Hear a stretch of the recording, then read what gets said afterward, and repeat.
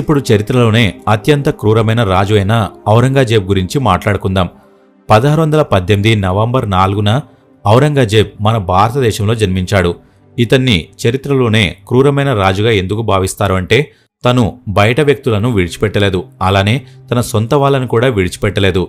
రాజ్యాధికారాన్ని పొందడం కోసం ఔరంగజేబ్ తన సొంత తండ్రిని, పెద్దన్నయ్య దారాషికోని చంపేశాడు. కొంతకాలం తర్వాత మరో 2 సోదరులను చంపేశాడు. దాని తర్వాత సోదరుడు కొడుకుని కూడా చంపేశాడు. ఆశ్చర్యకరమైన విషయం ఏంటంటే, ఔరంగజేబ్ తన సొంత కొడుకైన అక్బర్ ద్వితీయుడిని కూడా చంపడానికి ప్రయత్నించాడు. ఈ విధంగా ఔరంగజేబ్ దయాదాక్షిణ్యాలు లేకుండా తన సొంత వాళ్ళనే ఎంతో క్రూరంగా హింసించి చంపేశాడు. అందుకే అతన్ని అత్యంత క్రూరమైన రాజుగా భావిస్తారు.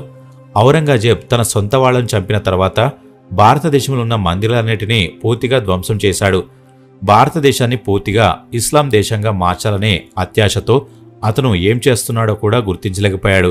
ఔరంగజేబ్ తనని ఎదిరించిన గురు తేగ్ బహాదూర్ని, సంభాజీ మహారాజ్ని, ఎంతోమంది సైనికులని హింసించి చంపేశాడు.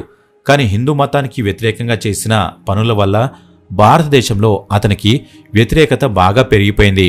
ఆ వ్యతిరేకత వల్లే భారతదేశంలో మొఘలుల పరిపాలన ముగిసింది. కొంతమందేమో ఔరంగజేబ్ అతని పరిపాలనలో భారతదేశం ఉన్నత స్థాయికి చేరుకుందని చెప్తూ ఉంటారు. కానీ మొఘల్ సామ్రాజ్యం పూర్తిగా అంతమవడానికి ఔరంగజేబే ముఖ్య కారణం. నిజానికి ఔరంగజేబ్ మరాఠాలతో యుద్ధం చేయడానికి తన దగ్గర ఉన్న ఖజానా మొత్తాన్ని ఉపయోగించాడు. దాదాపు 3 నెలల పాటు అతను తన సైనికులకి జీతం కూడా ఇవ్వలేదు. దీంతో అతని సైన్యం బలహీనపడుతూ వచ్చింది. హిందువులకి వ్యతిరేకంగా చేసిన పనుల వల్లే అతనికి ఈ పరిస్థితి ఏర్పడింది. దీంతో మొఘలుల ఆధిపత్యం ముగిసింది. బతికున్నప్పుడు ప్రజలను ఎంతగానో హింసించిన ఔరంగజేబ్ చనిపోయే సమయంలో ఎంతో నొప్పిని అనుభవించాడు. యాక్చువల్గా ఔరంగజేబ్ 1683లోనే ఉత్తర భారతదేశాన్ని అంతా ఆక్రమించాడు. తన రాజ్యాన్ని విస్తరించాలనే ఆలోచనతో అతను దక్షిణ భారతదేశాన్ని కూడా ఆక్రమించాలనుకున్నాడు.